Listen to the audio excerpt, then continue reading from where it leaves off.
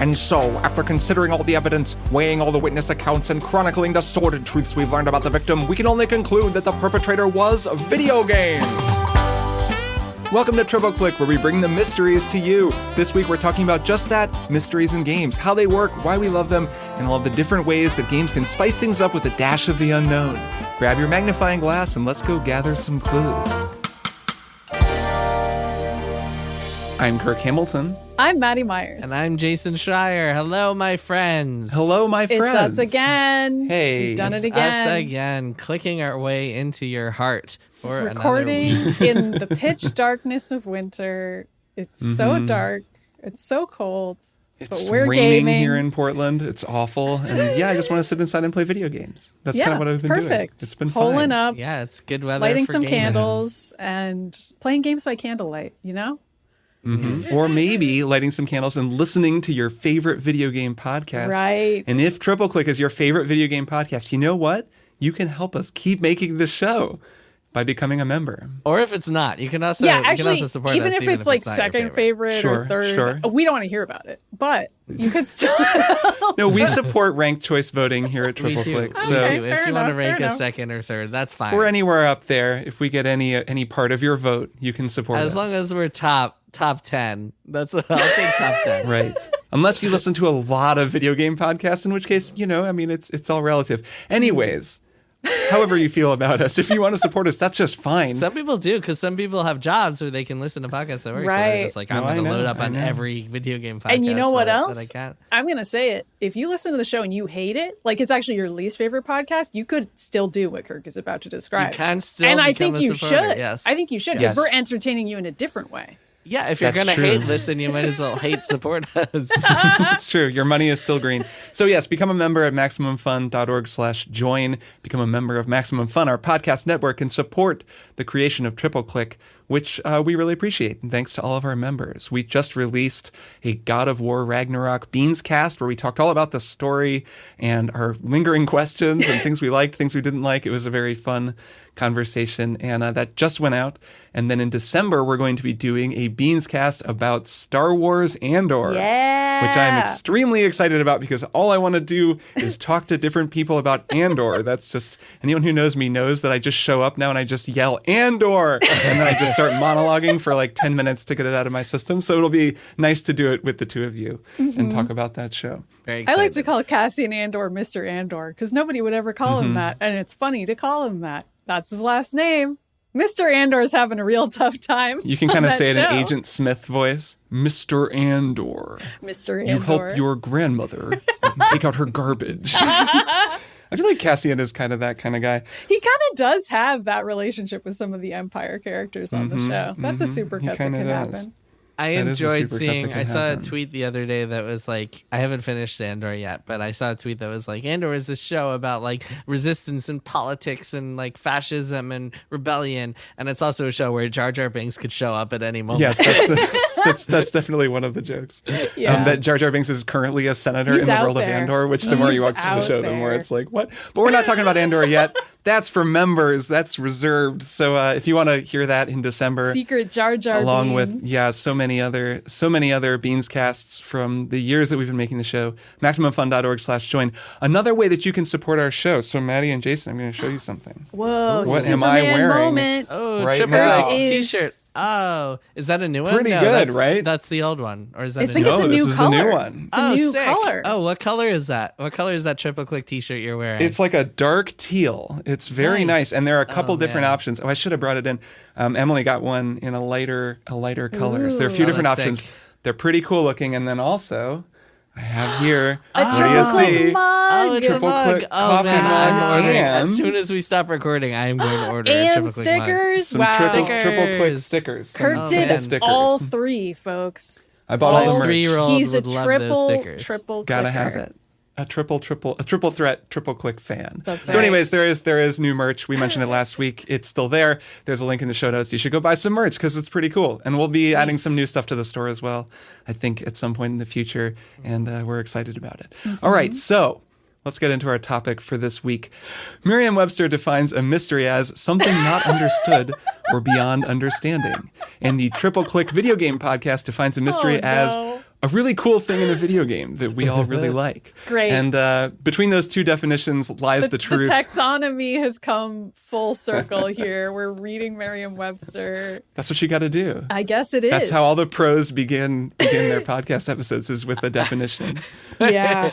In this paper, I will write. Yes. I will attempt to define. In this podcast episode, we will explain why mysteries are cool and different games that contain them. No, we've been talking about mysteries a lot. Obviously, mystery factors in to a lot of different aspects of video games that we like, in terms of opaque world design and lingering things that come with us out of the game that we spend time trying to figure out, and all of these different things. And so we thought it would just be fun to talk about mystery in video games just as a kind of broad, hot topic.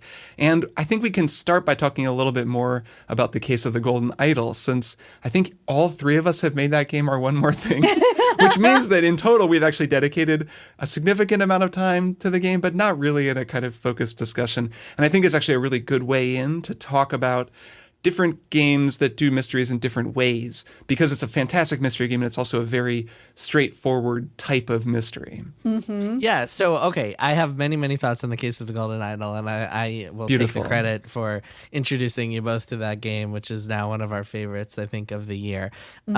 So I think video games have tried to do there are different types of mystery, right? But to talk about the type of video game that is like a detective story where the main purpose of the game is solving a mystery. Games have been trying to do this in all sorts of ways for years and years and years, going all the way back to like text-based adventure games where you have to solve a mystery.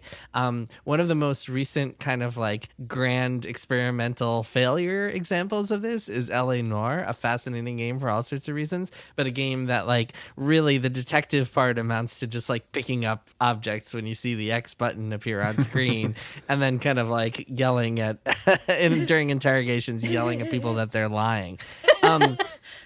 Case of the Golden Idol is like really the closest that I've seen a game come to the feeling of like actually intuiting a puzzle and a mystery and solving it for yourself, because the design is just so smart. And just to describe it for a second for people who aren't familiar, basically the game requires you to go around and just like you're seeing these kind of like still portrayals of events. Someone just died and you're watching all the people surrounding the body talking about what just happened, and you have to go around and kind of like peek into their pockets and see what they're holding and see what kind of letters they're writing and see what kind of objects are surrounding them, and try to piece together what happened. And it's part of a grander ongoing story that is unfolded into a bunch of different smaller chapters and smaller mysteries. And a lot of it is just kind of like figuring out logic puzzle style exactly what happened, and it's really really clever in a way that I think like not a lot of games have done, and I think that's really elegant. And I want to hear your thoughts on like why it works so well. But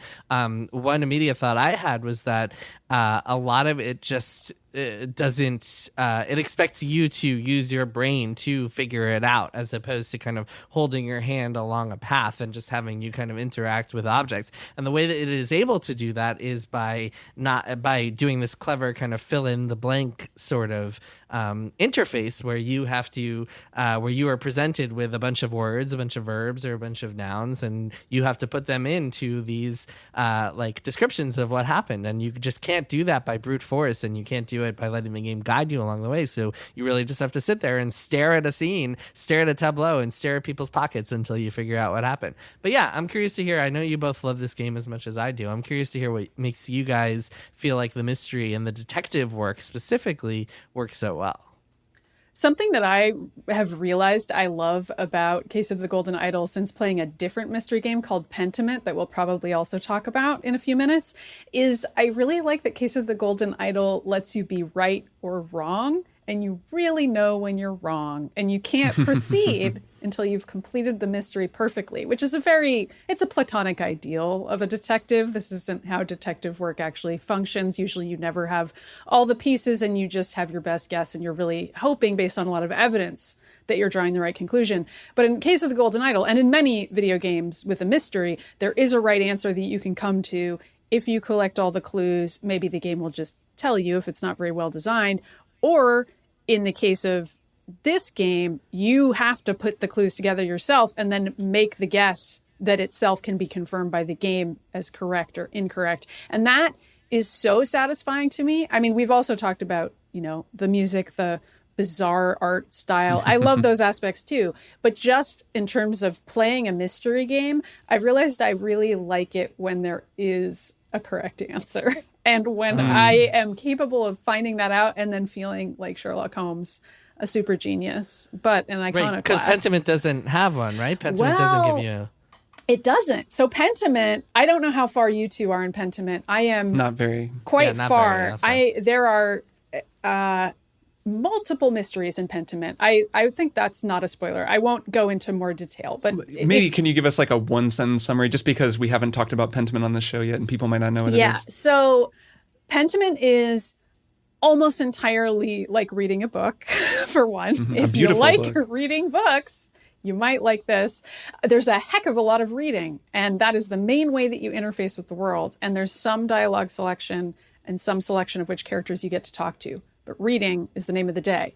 So it isn't an adventure game, but it's not really like clicking on items to find out what goes on. It's more like walking around a town and discovering what goes on. It's set in I think it's late medieval is how the developers have described it. 1518, I believe, is the year it's set. And it is designed to look like an illuminated manuscript in terms of font selection. And they did a ton of actual research. There's a really cool story at Polygon that Nicole Carpenter did about all the research they did on the book aspect of it, if people are interested in that.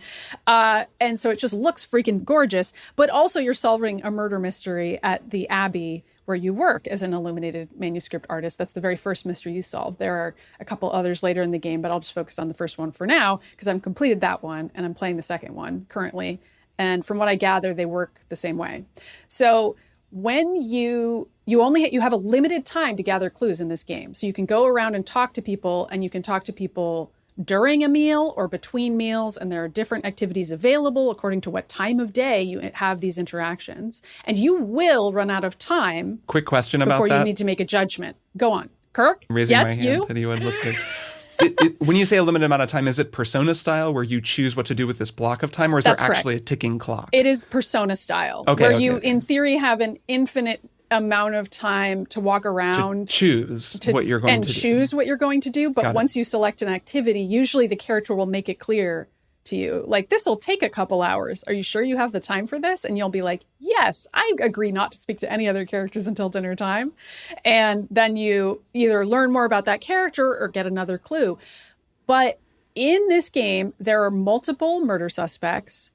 And as far as I know, you never get to find out who really did it. You can make some educated guesses. And I believe, and this is purely my own conjecture because I don't know how this game was built, I believe that according to however many clues you collect, like if you happen to collect a lot of clues on one person and then make that accusation, I think the game then decides retroactively almost that is the person who did it, if that makes sense. And that sounds completely unsatisfying. It's very odd. Well, it's more like having a game master in like a D&D kind of a thing where they can change the story to fit. But I also could be wrong about that because I haven't beaten it yet. And I think the whole point of the game is that it's about your perspective and your choices that you make and your own sense of people as you talk to them. And I've already completed the first mystery and I don't feel great about who I accused and how it shook out.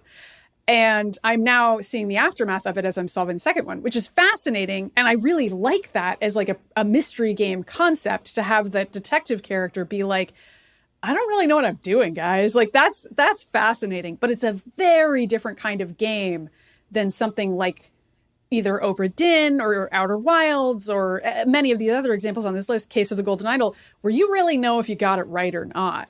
And I think Pentiment is a reflection that we're kind of moving forward in mystery games and what they could do, by having them be more experimental. It's hard for me to really draw conclusions on Pentiment because I haven't played enough of it to tell, but I think there's something, part of the appeal of mysteries is that last moment when what's his name, Benoit and Hercule Poirot. Yeah, Poirot. Yes, of course. Miss Marple. Or Whoever. Jessica Fletcher. Or Sherlock Holmes. Or character. whomever connects all the dots and is like, one more thing. The parlor scene, it's called. gathers everybody in the parlor and says, "This is who it was." But wait, there's more.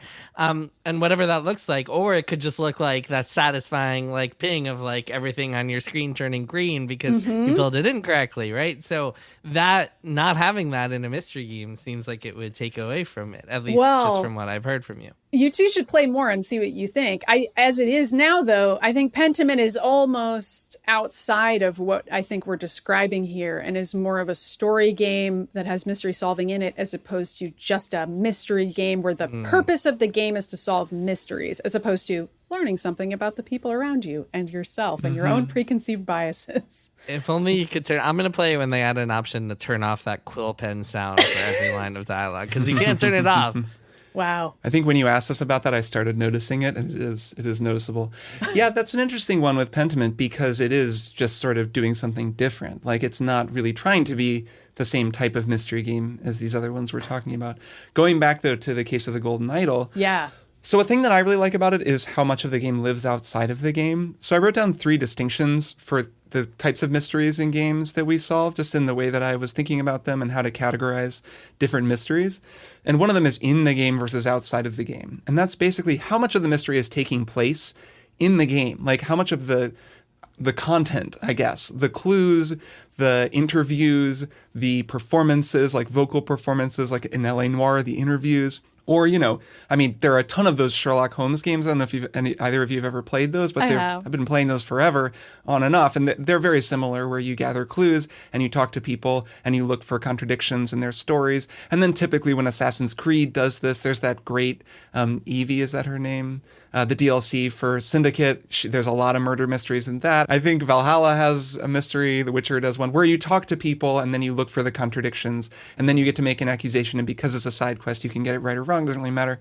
So that a lot of that is like very in the game, where a game like Case of the Golden Idol or Obra Dinn, for that matter, a lot of it happens outside of the game because they're very quiet games in the moment, because especially those 2 games are frozen in time. You're just looking at this freeze frame and then going around and just observing things and taking note of stuff and then thinking about it. And so much of the mystery takes place in your own head to the point where you basically have to write out your own understanding. You write the story yourself. And I think that's what makes the story so much fun. And what makes any good mystery story fun is how much time we spend writing the story ourselves as we try to guess what's going to happen. And then there's this moment of reconciliation during the parlor scene or whatever, where we like reconcile the version that we wrote with whatever surprises remain in the version that the authors wrote. And that process is really fun, I think. Mm-hmm. Yeah, well, and I think with a game, it's all the more satisfying when you do that, because when you do that, when you're like kind of consuming something passively, like a book or a movie, it can be fun, but ultimately someone else is figuring out the mystery. In a game just like this, just by nature, you have to figure it out yourself, and the game will kind of guide you a little bit, but that just makes it all the more satisfying. So a thing I actually really like about Golden Idol is the way that the game guides you toward the solution, because I actually think this is a very clever thing about it that distinguishes it from The Curse of the Obra Dinn. No, Return of the Obra Dinn. Curse of the Golden Idol. It's not even Curse of the Golden Idol at all. The Case of the Golden Idol. It's the Case of the Golden Idol. It's the Curse of Monkey Island. The Curse of Monkey Island, yes. Which we're not talking about. Right. So I think there's a big distinction between those 2 games, or the biggest distinction is the process of filling in your notebook in Golden Idol. And that's the moment where the game goes from in your head, it goes from outside, and it goes inside. And they kind of funnel it out of your brain and into the game in a way that I always found really cool, because Emily and I played through this game together, and each little tableau, we would look at it and we'd be like, okay, so this guy's here, like this works this way. Okay, so that's maybe this person, but they're wearing a mask. Oh, and that looks like the same guy from over here. So we'd start to put it together and get a sense of what was going on. And then finally we'd go into the notebook, which is where you finally see, here's what we actually need to know. We need to know who's these 6 people, what are their names, and we need to know, this little summary. So-and-so went to the house, and then they ate dinner with so-and-so and tried to poison so-and-so because of such and such, and this person died. And so they give you a framework to, filter all of your thoughts and observations, which is really helpful because in the process of filling that out, it's almost scaffolded in a way. So there's 3 or 4 things that you have to complete, and then it turns green. So you start with the easiest one, which is usually, who is everybody?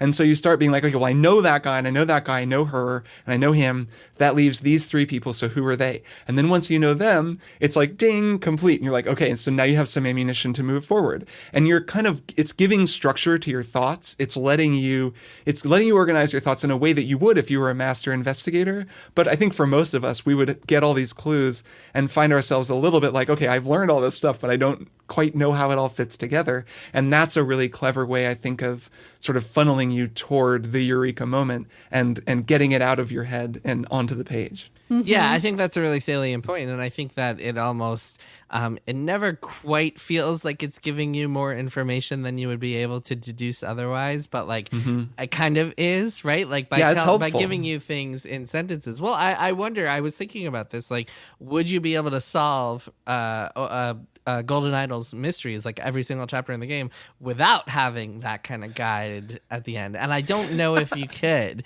I think it would be really difficult. That's like the hardest difficulty setting, is there's no notebook. The reason why I think maybe you could, though, is because Kirk and I have both played the Hunt a Killer board games, which really just give you all the clues and don't give you any fill-in-the-blank framework. Like, you just read all the paperwork, look at photographs of murder tableaus or whatever it is, and then you are like, okay, who's the killer? And there's only one question at the end of that game. But that's designed specifically that way. This is a lot more complicated. I think, though, that those are, I think the one we played, I think those can be designed with a similar trick where there's a locked box. And the only way you're going to get the box open is by finding the clue or the code. And the only way you find the code is by at least learning a few things. So they do scaffold it a little bit. But yeah, they are much more open. Right. And they try to lead you down a specific path where it's like, let me look for codes, which is similar. Yeah. I think it's really important. I think that kind of the Mad Lib section, for lack of a better name for it, I think is really important to the overall design of the game, because it would be super frustrating if there was no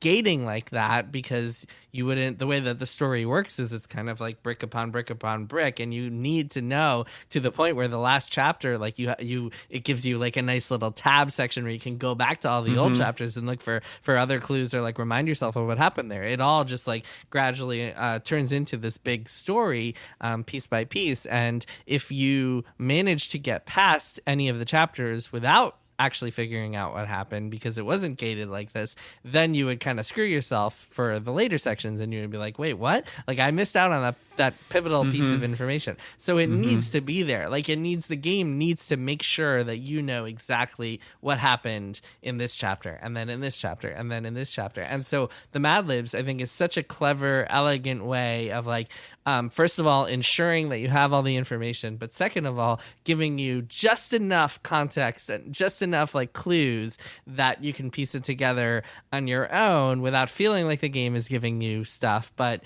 it's giving you guidance in that sense. I think it's an interesting distinction with Return of the Obra Dinn, because Obra Dinn does that much less, and you are filling out a notebook in that game, but you're really kind of figuring it out yourself. And then the narrative part of it, of where you just sort of deduce what happened on this cursed ship, is also really in your head. It's really up to you. And that's the magic of the game, similar with Outer Wilds, 2 games we kind of compare a lot, that the magic of the game is that so much of it lives in your head, and you have to come up with your own language, your own way of describing people. They don't even, they have names, but like, I don't remember any of their names. I just remember Deep V because he had a deep V on his shirt. I remember the nicknames that we gave to each of the people in the crew based on the picture of them.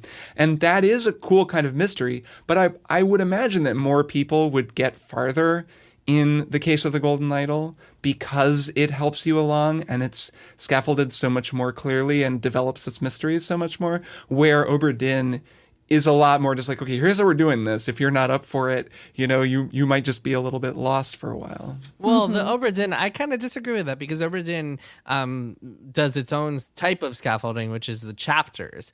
And each chapter is kind of like you can see where it unfolds in the greater scheme of the story. So you can look at the book and get a lot of information just from looking at the book that you don't have to piece together yourself. Yes. And I think even framing it that way isn't what I meant to do. Like, I'm not not really trying to say one game is easier to play than the other. It's just they do kind of approach information differently. Definitely. And I could see one working better for someone than another. Especially, I guess, there's a point at Obra Dinn where the game has opened up significantly and you're kind of walking all around the ship to different places.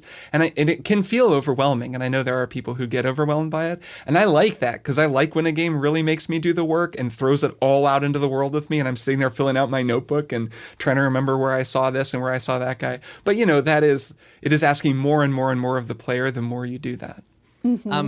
Quick random digression, but I just want to talk about Elden Ring really quick because this made me think of Elden Ring. No, mention it. It's on the list here, and it relates to all of this. So go ahead.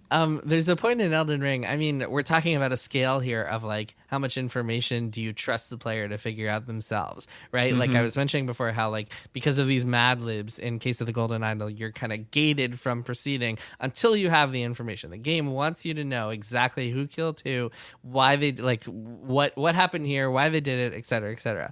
Meanwhile, in Elden Ring, there's a massive twist in the game, and it just says blank, like this person, this name is this name. And you can get to that twist and see it and be like, wait, who are either of these people? Because Elden Ring is so unconcerned. It's like the total opposite approach. It's so unconcerned with like what you understood or what you didn't understand when it came to the game's overarching story and mystery, that it's just the complete opposite effect. And that, I think, does two things. One is it will make most players just say, oh, okay, I don't care about this, back to dragon slaying. But it will also, for the 1% of players who like reads all the item descriptions and understands the story somehow without watching a YouTube video, maybe 0.01% really, that will make it all the more rewarding, because I think it's kind of like you have this inverse relationship between the amount of hand-holding and then like the amount of satisfaction that you as a player get out of figuring something out for yourself. And so that, I think, is a really interesting tension that any game designer has to think about. How much do you how many breadcrumbs do you leave? How much do you like rely on the player to figure out themselves, and how much do you gate the game so that the player has to figure things out in order to proceed? That's the question, and that's a really important one, is do you have to figure this out in order to proceed? How essential to the plot is the solution to this mystery? And it is a really interesting distinction, because in a game like Elden Ring, which is a great example, there are all these mysteries, and many of them are out in the world with you. I mean, they're just things you have to kind of figure out and hunt down and, read an item description, and maybe you figure out who's who. And if you don't, crucially in that game, it doesn't really matter, because like you said, you just go back to fighting dragons with your sword, and it's cool. I mean, it's just a fun game to play. Where a game like Immortality, to use another type of very different type of mystery game, that game, it doesn't tell you very much about what's going on. It's really a confusing story where you're piecing together these out-of-sequence video clips of movies. We've talked about this before. I'll kind of describe it as I describe how it works. This is a really cool game where you're piecing together different film clips from different movies from an actress's career, and then you're finding hidden stuff in the clips as well that's telling a separate but related story, and it's super confusing. I mean, just because it's nonlinear, it's also like purposefully vague and open to interpretation. And that's it. That's the whole experience. So the mechanical part of the game, which in Elden Ring is getting a better sword and fighting dragons, in Immortality, it's just, have you got all the video clips? Which is sort of whatever, neither here nor there. It's not very satisfying. That's not why you play the game. The narrative part is really difficult to track down, and it makes the game, I mean, it's a rich and cool experience, but it leaves you kind of, if you don't figure out what's going on or go on message boards and talk with a bunch of people and try to figure it out, you just will never really know what happened. And then your whole experience of the game will be kind of a big question mark. Like, I guess I don't really know what happened. It was weird, and now I'm moving on. Yeah, you can see credits on Immortality without understanding anything that happened. Sure. Like, it either by accident or purposefully, although seeing the credits purposefully in Immortality feels like an impossible thing. I'm not sure what triggers them, but I do have one coworker who saw them within 40 minutes and was like, wait, what? And I feel like that was Wow. maybe not ideal. Right. But Kirk, you've played Sam Barlow's previous two games, Her Story and Telling Yes. Lies. Those two games, from my understanding, have a more concrete resolution to the mysteries, right? They do. You learn what's going on, and I actually find them. I think Immortality is his strongest game, and I mean, and we should say the studio that made that as well, Half Mermaid, I think they're called. Like I think it's the best version of it because of the ambiguity. I think that makes it really fun, and also the sort of horror supernatural it's elements also a of it. horror It's game. just got a cool vibe, and I like that about it. But yeah, I mean, with her story, I never quite felt like I was piecing together what's going on. Her story is video clips of interview footage with a woman. It's at a police station, so something happened. Yeah, it's an interrogation, about a crime. And you're figuring out both who she is, who you are, why you care, and it's cool. It's like a narrative story, but I didn't feel that mystery pull. What is the deal here? Like, what is going on? Where with Immortality, I definitely did. Okay, wait, what? And there's a point in that game where where I'm you're like, being what? gentle with spoilers, but you say that, and then it's this question of like, okay, so what's really going on? And I really became invested in that question. I became invested, and then I watched more, and then became kind of sad that it seemed as though maybe the point was to never fully have all the questions answered, because it turns out, I'm realizing this about myself, I need to have all the questions answered. This is with that in what is the Pentiment. meaning of life? I need somebody to tell me, because I'm freaking out over here. I can't be out here not knowing what really happened to people. It's not going to work. It's a different kind of mystery. My One More Thing, which I'll talk about more during One More Thing, is a game Signalis, which is this very abstract horror game that I loved and played all the way through last week, just out of nowhere. And that game is super weird. I mean, it's Silent Hill style, very abstract horror. Stuff happens like you fully are through the looking glass. There's a cutscene. Suddenly you're in a new place. Everything is symbolic. Nothing is explained. There's weird text across the screen. And you figure out what's going on in a way. It's a little out of focus. And then there's lots of theories and theorizing. And that kind of mystery, it's cool in a way, but it's not satisfying in the way that these other mysteries we're talking about, where you're actually doing detective work and solving a mystery. Yeah, as opposed to just living in a mysterious world. I call that a vibes game. I don't know if I would even call it a mystery game. I feel like Immortality is definitely a vibes game. And if you like the vibe, you're going to like the game. And Signalis sounds like it's similar. Two thoughts. First of all, Half Mermaid is a fantastic name for a video game Agree. studio. Agree. Second of all, I don't know if you guys have thoughts on this, but I'm with Maddy. Like, I feel like I need to know the answers, and I'm always very, often very unsatisfied when a game that presents a mystery doesn't satisfactorily explain that mystery. And here's a bit of a random example. Not super random, but random. There's a game called Thimbleweed Park that was created by, Monkey Island designer, director Ron Gilbert and his team at Terrible Toy Box. And that game I really enjoyed. It's like this old school point and click adventure, Twin Peaks style mystery where it starts off with a dead body and two FBI agents, and you have to slowly figure out what happened and unravel this mystery in this weird town full of quirky characters and just kind of weird stuff. There's a diner. There's all sorts of interesting, weird Twin Peaksy stuff. But the resolution of that mystery, without really, I'll try not to spoil here, is just kind of like a Ron Gilbert style, fourth wall breaking, just kind of nonsense ending. And that I found really unsatisfying, and it came close to kind of ruining the whole game experience for me, because it was a game that promised this setup of a mystery and then didn't really deliver.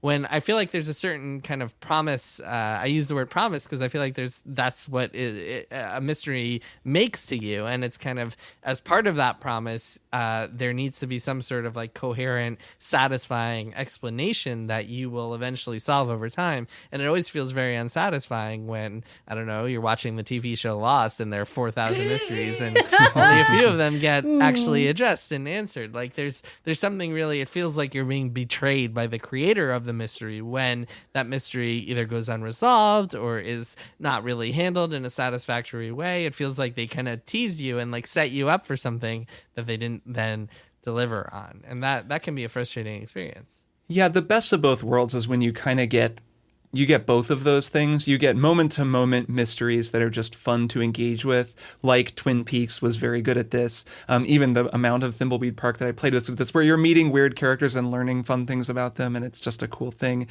But then when the broader mystery also comes through and winds up being interesting. Disco Elysium is a good example of that. I actually really like the solution to the murder in that game, which I won't spoil, but is cool and thematically relevant. But it does have a solution, and it is also a game where each of the characters may not be to your liking, but they're so weird and interesting, and like talking to all the suspects and talking to the person who it turns out to be is just a fascinating conversation, and that's its own reward. That's your parlor moment, is not just that you're solving the mystery, but also that you're like, what's up with this weird person? You know, Right. like that's what's great about that game.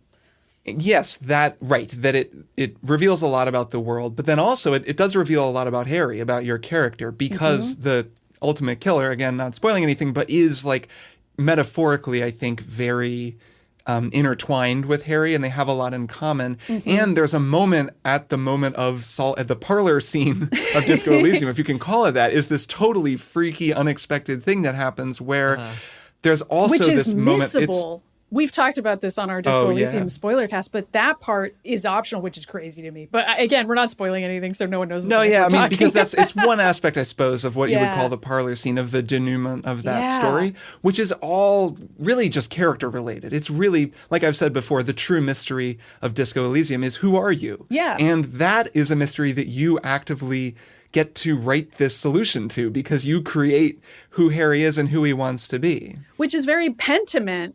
Yeah, and I think that's part of why, I mean, I'm sure Pentiment took inspiration from Disco Elysium, and it's also why I don't want to make it sound like I don't like it, because I actually think it's really cool and doing some fascinating stuff with how a mystery could be solved, and I am excited to beat it and see how it shakes out. But it is definitely a game that has reminded me, like, oh, I need to enter into this with a different mindset, where I'm not Sherlock Holmes. I'm just like a guy bumbling around. I'm more of a Harry from Disco. I'm more just learning poignant stories about other people's circumstances. It's a character drama, as opposed to I need to wham bam boom figure out every single last clue and then tick off all the boxes and leave town because I never have to think about these people again. It's another element of a mystery that I don't always think about, especially with a game like Case of the Golden Idol, is Right. how does the mystery intersect with character? And that is like, it's such And a... repercussions. Well, yeah, sure, that too. But even just so, looking at L.A. Noire for a second, the cool thing about that game, or what that game was trying to do, the cool thing about what that game was trying to do, was that it was very, very concerned with character, which is both, I think, true generally probably to investigative work, in that if you're going to solve a mystery, you're probably going to solve it by talking to people until someone tells you what happened, one way Having or another. some emotional rather than- intelligence. Yeah. Yeah, and that's going to be part of it. And also just that is a very interesting thing. It's a great idea that you gather evidence and then you go just talk to people. And then that's where the mystery solving happens, because you look at their reactions. And the Sherlock Holmes games work this way too. A lot of other games work this way, where you talk to people, get a sense of them. This guy seems kind of shifty. Then, of course, it turns out usually the shifty one isn't the one who did it. And that Also, kind of thing. what you're describing is also my job. Right, that's true. I mean, sometimes that's true. you got to Talking to solve a shifty mystery people. in journalism too. Yeah. Taking a lot of notes. No, that's true. I mean, investigative journalism is just detective work. So anyways, I like that part of mystery, like of a mystery story, is interesting and also very hard to do well. And that's why, I mean, there are characters in the Case of the Golden Idol. There are characters in Return of the Obra Dinn. But both of those games really back burner character, where it's just frozen scenes and you get to know people. We talked some about, is his name Philip, my favorite character Peter. from the Case of the Golden Idol. Thanks, Peter. Just the ultimate character. And you do get to know him through his 5 lines of Follies. dialogue and his ridiculous face. And letters. There's more stuff. Yes, than letters. That. There's more than just the There's some dialogue. mise en scène. We get to see his gambling receipts every time we Right. run into him.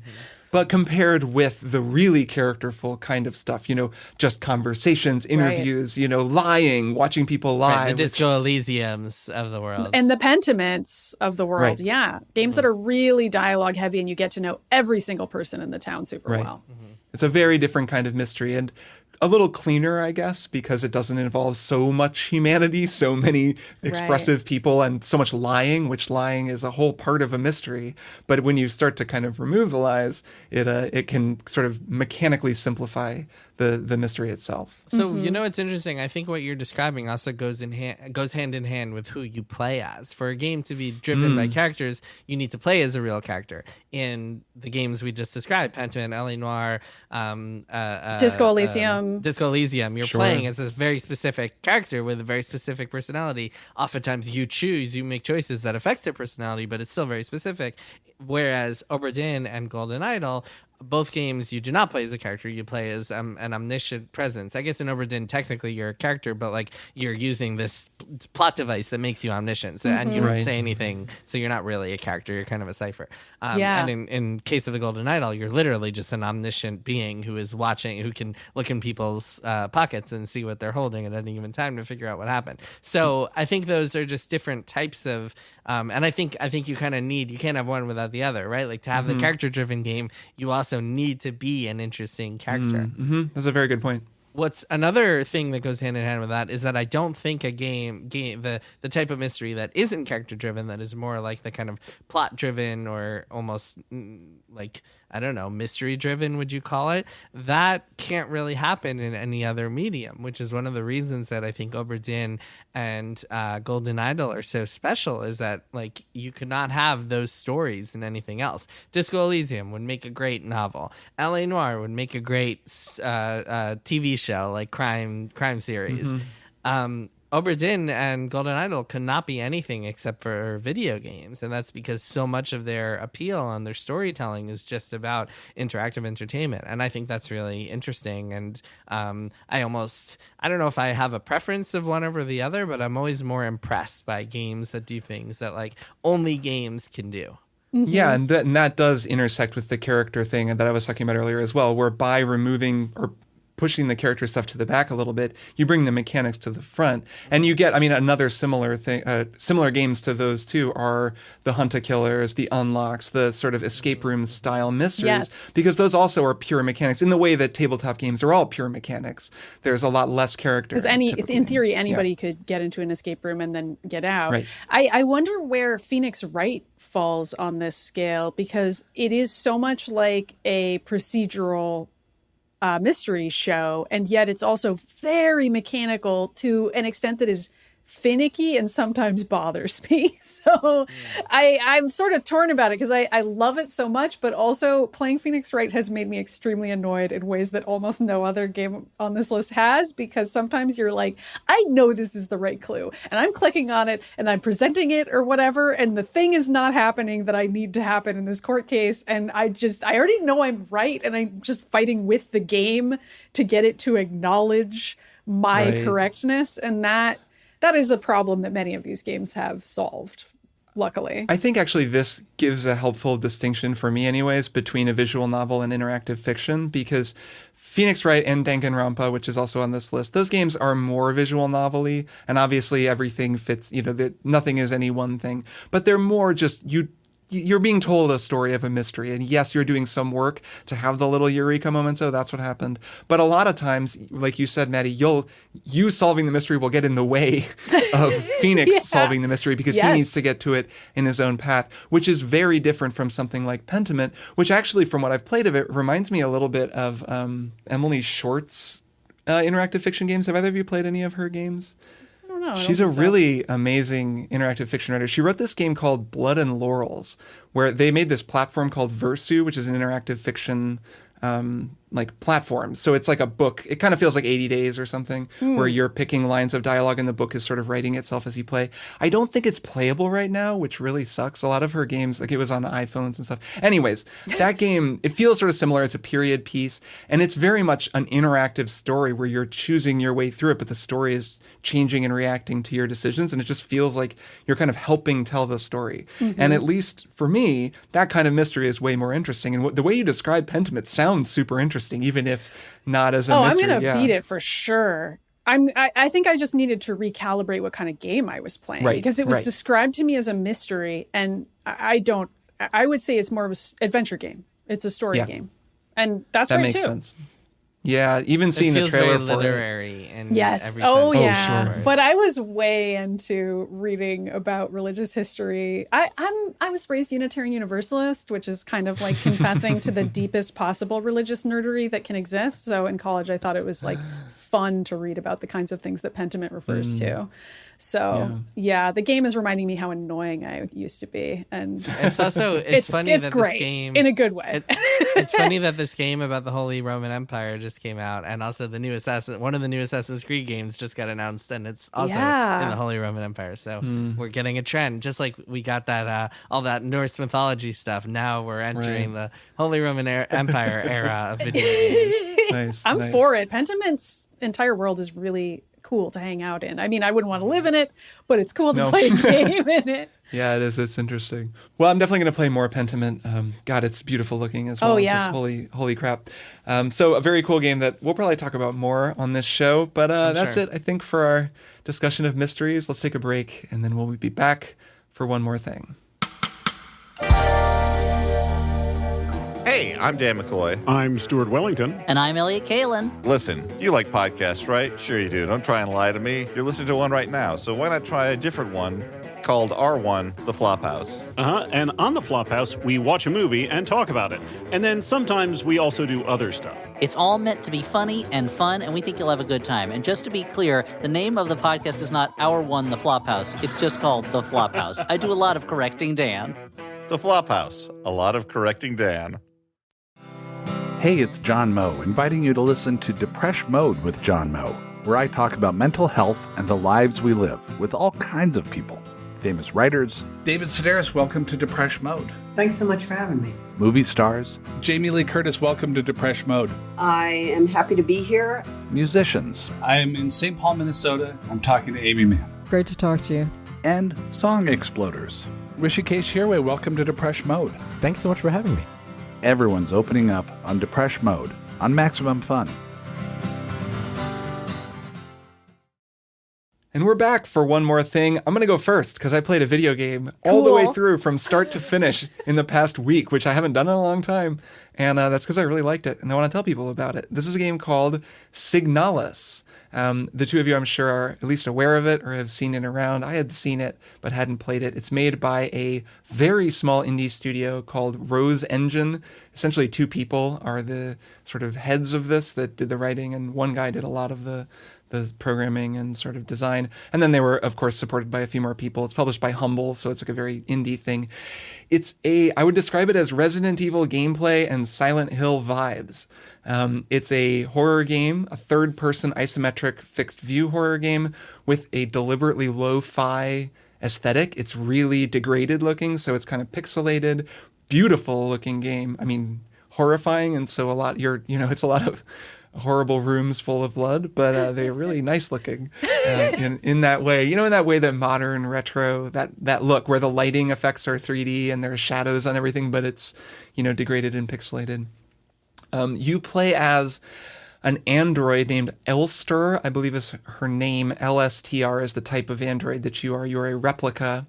And you're working for, or you're a member of this totalitarian government that just sends people out into space. So we're kind of in the future. The solar system you live in has been colonized. There's a kind of the backdrop of war and conquest, but this is all, you learn about this stuff through text logs, and the world building is actually really cool in this game and also very vague, so a lot of it is left to your imagination. But you are essentially a robot technician who is looking for her co-pilot, who is a human called, I believe, a Gestalt. So one Gestalt, one replica. You're trying to find her, and you're going into the depths of this horrifying mining facility out on one of the remote planets. And that's the setup. Like I mentioned in the main part of this episode, it's a very abstract game. I haven't played something this abstract in so long. It's very influenced by Silent Hill, like I said, but also, anime that I have watched and not watched. Ghost in the Shell. It's got a lot of Ghost in the Shell. It's got a lot of Evangelion.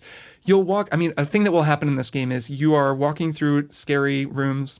There's malfunctioning other androids who are all scary and chasing you in different rooms. You walk into one, you solve a puzzle. The puzzle's a photograph. You look at the photograph. The photograph is of the beach. It zooms in on the photograph. Then you're on the beach. The beach is this horrifying, weird night beach with a red sky. You're in first person now. You walk down the beach. There's pieces of paper on the beach and you read them. There's strange poetry with some of the poetry cut out about, very Lovecraftian stuff. This is very Silent Hill. Things have crawled that should not have walked, right? You keep walking, and then on the beach you see a key card and you pick it up and you now have a key card, and then it cuts back to you and you're standing somewhere new. And you're like, okay, well, where am I now? I got a it's- key card though.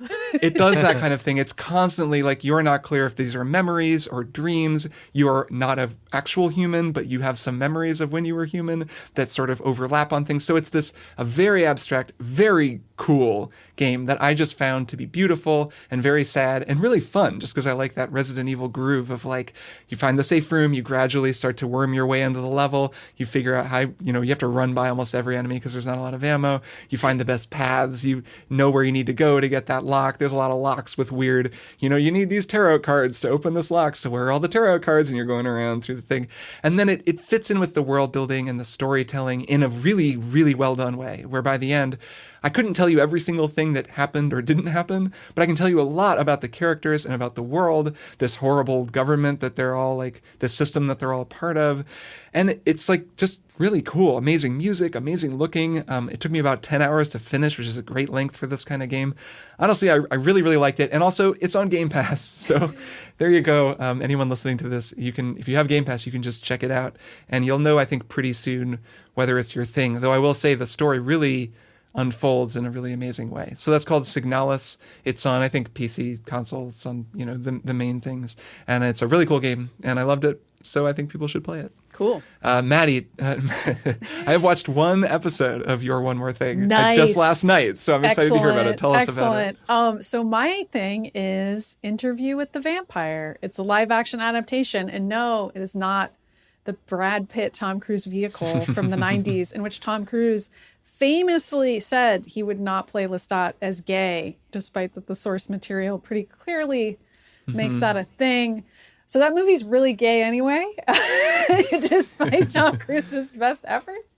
But AMC Plus, a platform that Dean and I did not have access to and pretty much got for this show because I kept hearing about it. AMC Plus has made a TV series adaptation of Anne Rice's book, Interview with the Vampire, which is part of a series.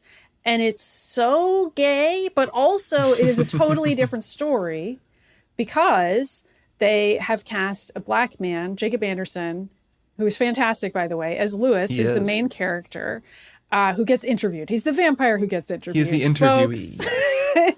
And his entire life story, growing up in New Orleans, becoming transformed into a vampire by Lestat, ending up in a very toxic relationship with Lestat, who is still a white man. And that aspect of their relationship is now a part of the story because it's different.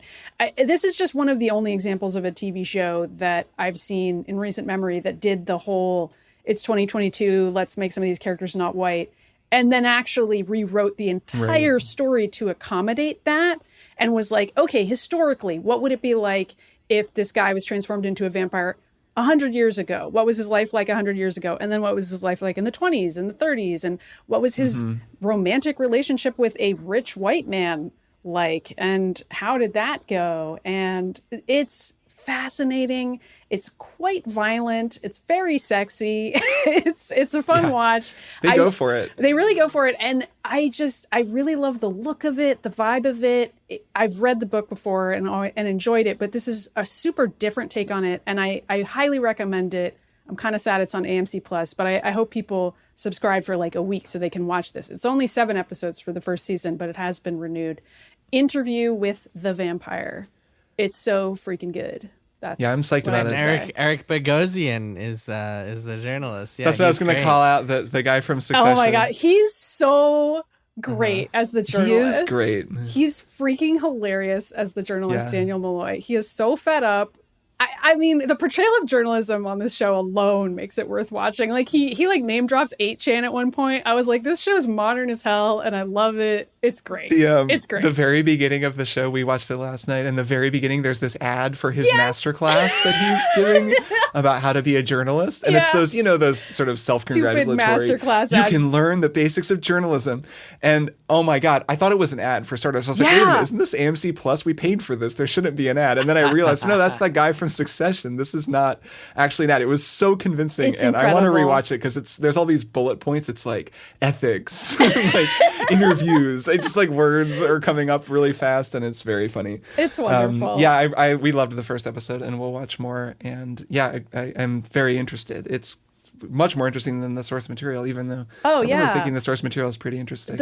I would say the original book is a really fun read if you've never read it before and you're listening and you want to read a fun, old-timey, it's from like the 80s, I want to say, Interview with the Vampire. And then this, as a building upon something that was written 40 years ago, is just delightful in every way. When isn't the framing even, sorry, not to sidetrack us, that the framing is that basically he gave the original interview, and now he's back and they're doing a new interview. So it's even kind of built into the story that we're telling the story again. Yeah. It's commenting on the idea that 40 years ago we did this interview and now we're back to do it again. But of course, it's not as though it's Brad Pitt again. It's a whole different guy. Right. The story has changed. Anyways, yeah, I'm psyched to watch more. Jason, what's your one more thing?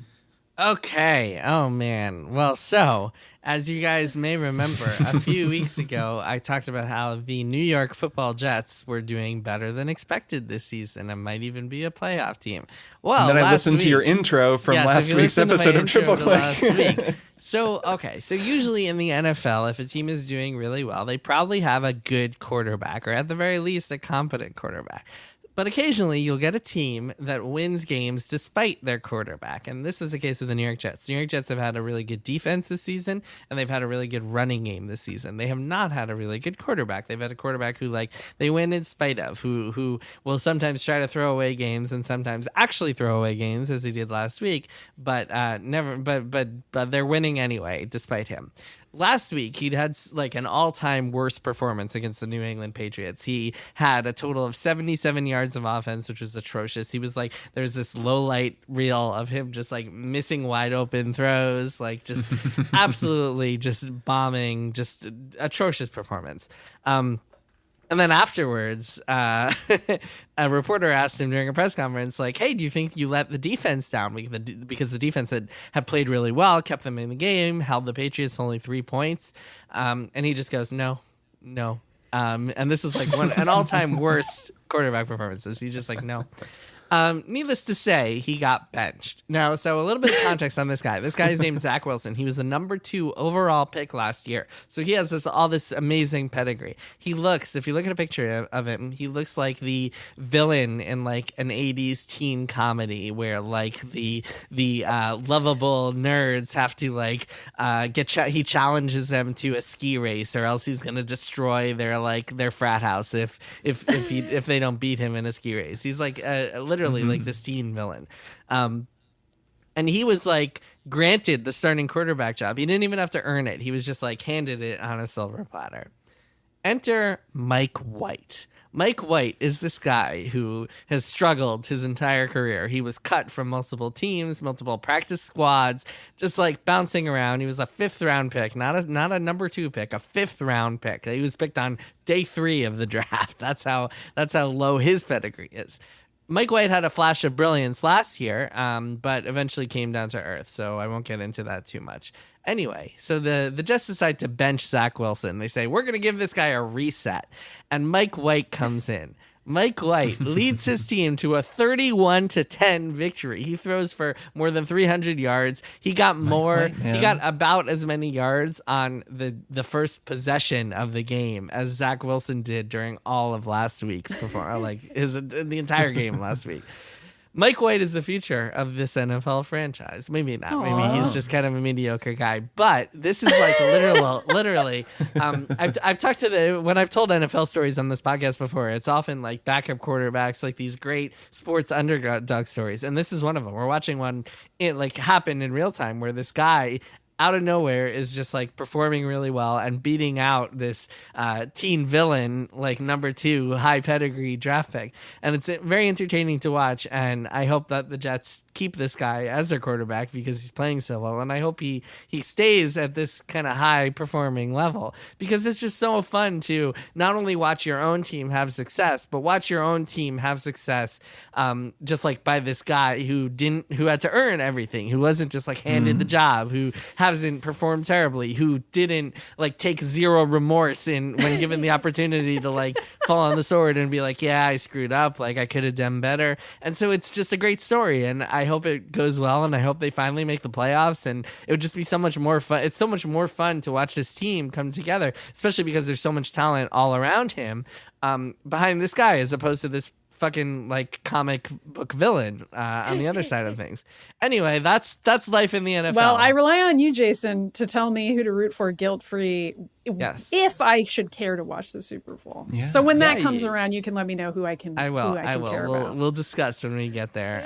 But in the meantime, I'm hoping the New York Jets make it because this team is just a blast to watch. Yeah, Mike White doing well in the NFL, and That's I hear the cool. new season of The White Lotus is also really good. So it's all coming up good for Mike White's. Well, that's of the the funny world. thing. I feel like his nickname should be White Lotus. Like, wouldn't that be a great nickname for this quarterback, Mike White, like White Lotus? I mean, I guess. How much does his career have to do with rich people being extremely embarrassing to watch, but also enthralling as they screw up their lives? Is that anything to do with what he does on the field, or Kind of, and that's Zach Wilson, the guy he's replacing. Yeah, I guess that's true. I guess that's true. Yeah. Well, and also the White Lotus was created by a guy named Mike White. Yeah, that's Well, yes, the you're real Just connection. to spell that out for anyone listening. The other thing, the one more quick thing is that kind of from a broader perspective, I think what is really cool about this story also is that like some teams might just kind of like, what's the name of the fallacy? Like sunk cost fallacy, be like, we picked him number 2, gotta stick with Right, him, gotta yeah. keep writing him out. And the Jets may still do that, but I actually think it's like a really useful life lesson to be like, no, like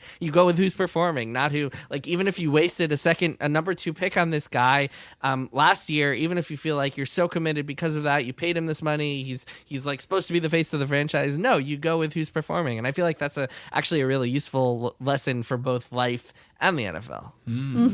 I agree. Life and the NFL. That's my one more thing. The legend of Mike White. Nice. All right. Cool. Well, we did it. We made another episode of Triple Click. Look at us. We did. at us. And when will we back? It's going to be a mystery. We don't know. No, just No. kidding. We'll be back next We'll week. be back on Thursday, I think. Yeah. And don't miss people who may have missed it. Don't miss the God of War Ragnarok Beanscast, Yeah, which just check it landed in your out. bonus Just went up. feed this week. Just went up. Hope you all enjoy it. Thanks again to everyone who's a member. And yeah, we will see all of you, and I will see both of you next week. See you next week. Bye. Triple Click is produced by Jason Schreier, Maddy Myers, and me, Kirk Hamilton. I edit and mix the show and also wrote our theme music. Our show art is by Tom DJ. Some of the games and products we talked about on this episode may have been sent to us for free for review consideration. You can find a link to our ethics policy in the show notes. Triple Click is a proud member of the Maximum Fun Podcast Network, and if you like our show, we hope you'll consider supporting us by becoming a member at MaximumFun.org/join. Find us on Twitter at TripleClickPod, send email to tripleclick@MaximumFun.org, and find a link to our Discord in the show notes. Thanks for listening. See you next time.